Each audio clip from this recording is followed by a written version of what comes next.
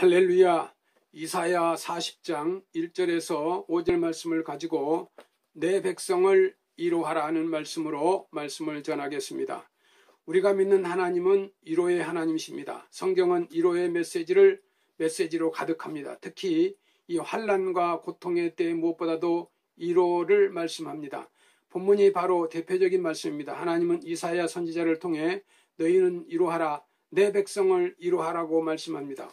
오늘 우리가 이 말씀을 하나님의 말씀으로 들어야 합니다. 내가 하나님의 위로를 받고 주변 사람들을 위로하라고 말씀하십니다. 본문은 하나님이 이르시되 여호와의 입이 말씀하시느니라로 끝납니다. 또한 외치라고 강조합니다. 무엇을 의미합니까?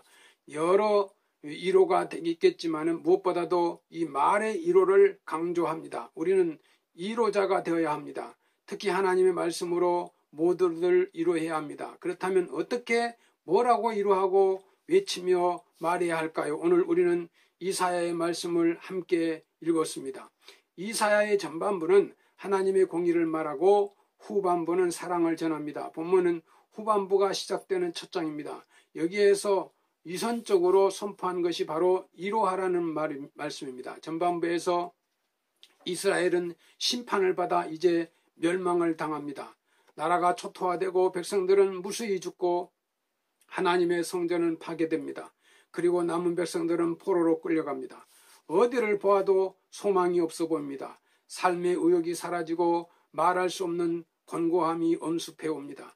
이로는 바로 그 순간에 선포된 말씀입니다. 그러면서 2절에 이렇게 강조합니다. 너희는 예루살렘의 마음에 닿도록 말하며 그들에게 외치라.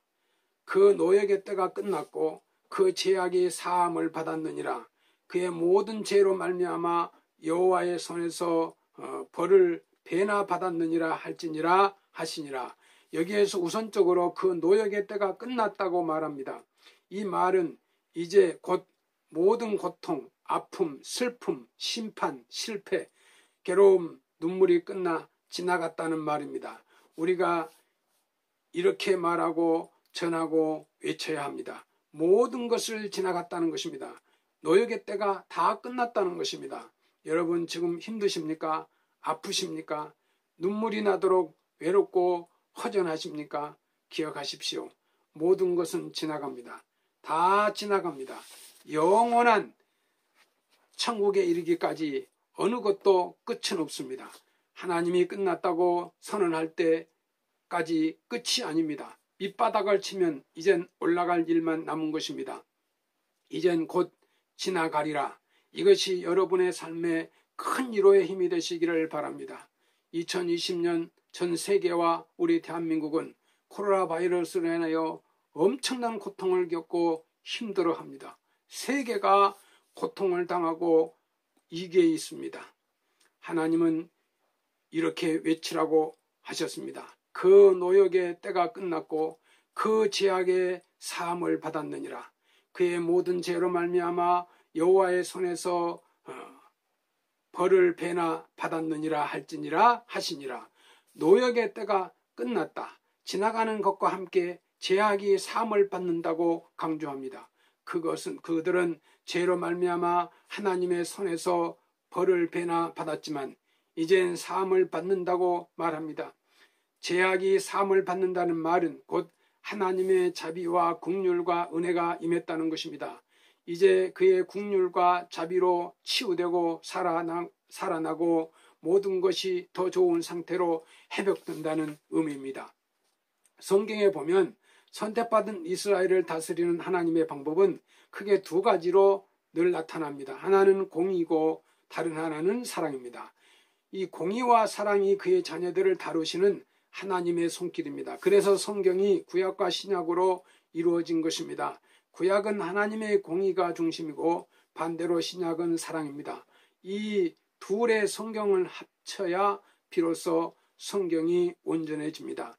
자녀를 대하는 이 하나님의 방법은 공의만 있지 않고 사랑만 풍성하지 않습니다. 공의와 사랑은 언제나 함께 가는 것입니다. 이것이 구약 역사와 이스라엘 백성들을 향한 하나님의 방법으로 모든 사건과 역사 속에 잔잔히 흐르고 있는 것입니다. 이스라엘이 잘못했을 때 하나님은 그들을 방치하거나 내버려 두지 않았습니다. 그들의 잘못을 깨우치기 위해서 선지자를 통해서 하나님의 말씀을 전했습니다. 그럼에도 불구하고 백성들은 깨닫지 못하고 돌아서지 않았습니다. 하나님을 찾지 않았습니다. 이런 백성들을 향한 하나님의 손길은 언제나 공의였습니다. 범죄한 백성들은 향해 하나님은 진노하셨고 매를 드셨습니다. 물론 때리시는 하나님은 더 아프셨지만 공의의 하나님이시기 때문에 그들을 심판하신 것입니다. 하지만 하나님은 공의에서만 머물지 않았습니다. 고통을 보며 방관하지도 않았습니다. 이제 매를 맞아 아프고 쓰다린 그들의 이 상처와 아픔을 싸매어 주셨고 눈물을 닦아 주셨습니다. 이것은 하나님의 사랑입니다. 하나님은 다시 긍휼과 자비로 다가오셔서 상처를 어루만지시고 싸매어 주십니다. 은혜의 손길로 우리의 눈물을 닦아 주셨습니다. 이것이 아버지의 사랑입니다. 하나님은 공의와 사랑으로 언제나 다가오십니다. 공의의 하나님 앞에 나를 철저히 돌아보고 회개하고 하나님을 간절히 찾아야 합니다. 그리고 사랑의 하나님 앞에 긍휼과 자비의 손길을 기다리며 나아가야 합니다.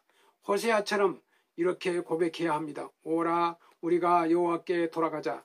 여호와께서 우리를 찢으셨으나 도로낫게 하실 것이요 우리를 치셨으나 싸매어 주실 것임이라. 여호와께서 이틀 후에 우리를 살리시며 셋째 날에 우리를 일으키시리니 우리가 그의 앞에서 살리라. 호세아서 6장 1절에서 2절 말씀입니다. 하나님은 이사야를 통해 이렇게 말씀하셨습니다. 내가 잠시 너를 버렸으나 큰 긍휼로 너를 모을 것이며 내가 넘치는 진노로 내 얼굴을 내게서 잠시 가렸으나 영원한 자비로 너를 긍휼히 여기리라. 내 구속자 여호와께서 말씀하시느니라. 이사야서 54장 7절 8절 말씀입니다. 여러분 하나님이 잠시 우리를 버렸으나 큰 긍휼로 다시 모을 것입니다. 하나님이 넘치는 진노로 그의 얼굴을 잠시 가렸으나 이젠 영원한 자비로 우리를 긍휼히 여기실 것입니다. 하나님이 우리를 불쌍히 여기시고 하나님이 모든 눈물을 닦아 주실 것입니다. 이 믿음으로 큰 위로를 받으며 살기를 바랍니다. 본문 3절에서 5절 말씀에 보면 외치는 자의 소리를 강조합니다. 앞에서 말하는 말보다 강조가 훨씬 더 센 소리입니다. 여기 외치는 소리의 내용은 여호와의 길을 예비하라, 하나님의 대로를 평탄케 하라는 것입니다. 이 말씀은 700년 후에 일을 전하고 있습니다. 이것은 바로 예수 그리스도의 길을 예비하기 위해서 선포된 말씀입니다. 예수님이 사역을 시작하기 전에 그분의 길을 예비한 사람이 있었습니다. 바로 세례 요한입니다.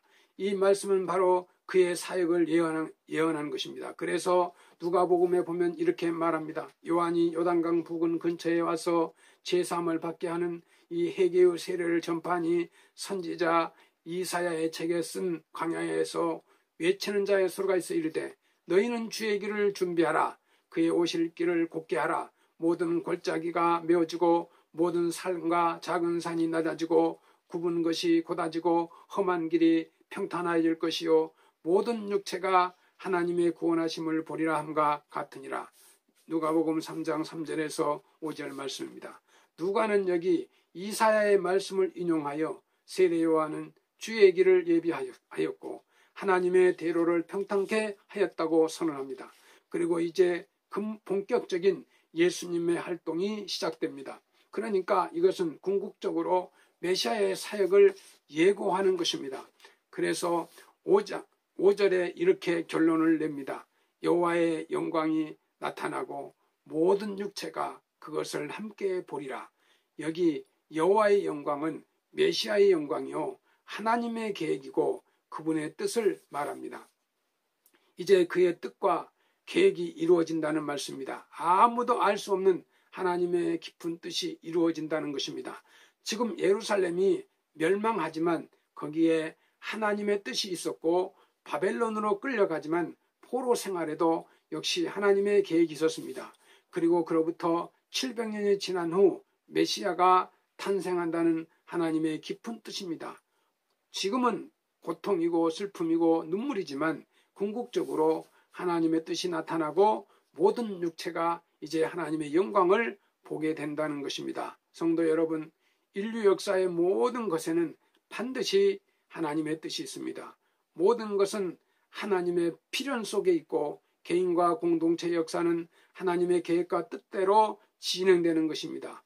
여호와의 말씀에 내 생각은 너희 생각과 다르며 내 길은 너희의 길과 달라서 하나님이 땅보다 높음같이 하늘이 땅보다 높음같이 내 길은 너희 길보다 높으며 내 생각은 너희 생각보다 높으니라.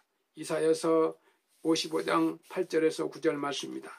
내 백성을 이루하라. 이것이 오늘 우리에게 주신 말씀입니다. 내가 먼저 위로를 받고 어렵고 힘든 사람들을 위로해야 합니다.